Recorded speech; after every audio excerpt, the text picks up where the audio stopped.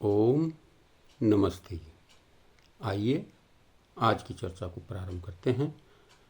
यजुर्वेद के 33वें अध्याय का 81वां मंत्र।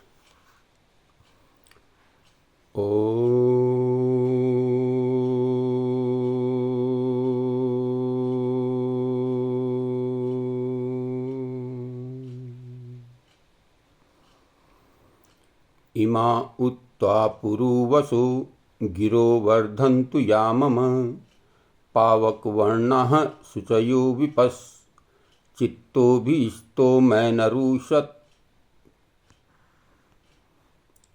हे पुरुवसु, बहुत पदार्थों में वास करने वाले परमपिता परमात्मा, यानी समस्त विश्व में वास करने वाले परमपिता परमात्मा, या यह इमः, जो ये, मम गिरह, मेरी वाणियाँ, निश्चय करके, त्वा वर्धन्तु, आपको बढ़ाएं, आपकी महिमा का प्रचार करें।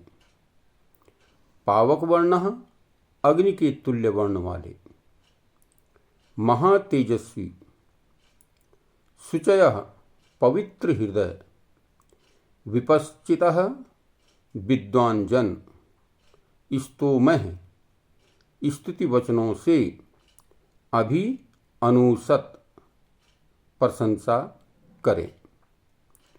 तो देखिए, उस परमात्मा की प्रशंसा के लिए यहाँ पर बहुत सुंदर चर्चा इस मंत्र में की गई है और उस परमपिता परमात्मा से प्रार्थना की गई कि प्रभु, हे सर्वव्यापक, सर्वंतर्यामीन प्रभु, सर्वव्यापक और सबके अंतर में समाये हुए, हृदय में समाये हुए परमात्मन, हम सब मुमुक्षु जनों को योग्य है कि हम सब की वाणियाँ आपकी महिमा को बढ़ावें। हम सबका को योग्य है कि हम सब की वाणियाँ आपकी चर्चा को ही आगे बढ़ाएं, आपकी बात को ही करें। सब विद्वान, पवित्र हृदय, सारे के सारे विद्वान पवित्र हृदय से महातेजस्वी महात्मा लोगों को भी चाहिए कि आपकी प्रेम पूर्वक उपासना, प्रार्थना और स्तुति करने में लग जाएं। बड़े बड़े विद्वानों को, महातेजस्वी लोगों को भी चाहिए, महात्मा लोगों को भी चाहिए कि वो आपकी उपासना, प्रार्थना, उपासना में लग जाएं, स्तुति, ध्यान में लग जाएं। क्योंकि आपकी भक्ति से ही हम सबका जन्म सफल हो सकता है। आपकी भक्ति, आपकी शरणागत में आने से ही हमारा जो है जीवन सफल हो सकता है।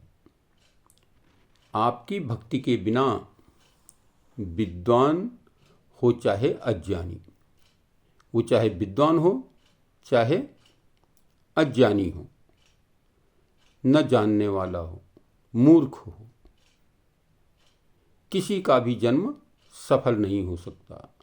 तब तक किसी का जन्म सफल नहीं हो सकता जब तक वो आपकी भक्ति, उपासना, अर्चना में न लग जाएं।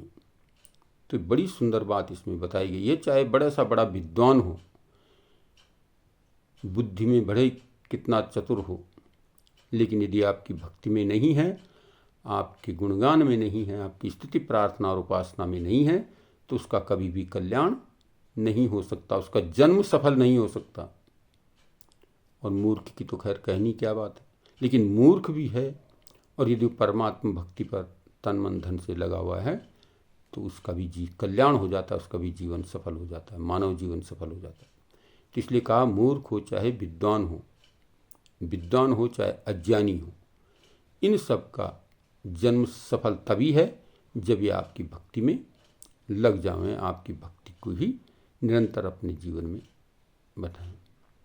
इसलिए हम सब को योग्य है कि हम सब लोग, इसलिए हमारा ये कर्तव्य बन जाता है, ये योग्य बन जाता है कि हम सबको लोग उस दयामय अंतर्यामी जगदीश्वर को पवित्र वेद मंत्रों से प्रार्थना, उपासना और स्तुति किया करें। उस परमात्मा की पवित्र वेद मंत्रों से स्तुति, प्रार्थना और उपासना में हम निरंतर लगे रहें। तो इस मंत्र में ये चर्चा है कि हम उस परमपिता परमात्मा को जानें, उसकी स्तुति, प्रार्थना, उपासना करें। उससे बढ़कर और कोई देव हमारे संसार में और नहीं है। इसलिए हमें केवल और केवल उस परमात्मा की ही स्तुति में अपना जीवन व्यतीत करना चाहिए, तभी हमारा जीवन सफल और सार्थक होता है। तो ये मंत्र हमें प्रेरित कर रहा है कि हम केवल और केवल उस परमात्मा की स्तुति, प्रार्थना पर ही अपना जीवन समर्पित करें, तो जीवन सफल और सार्थक हो जाएगा। तो आइए आज की चर्चा को यहीं पर विरमित करते हैं। ओम शांति।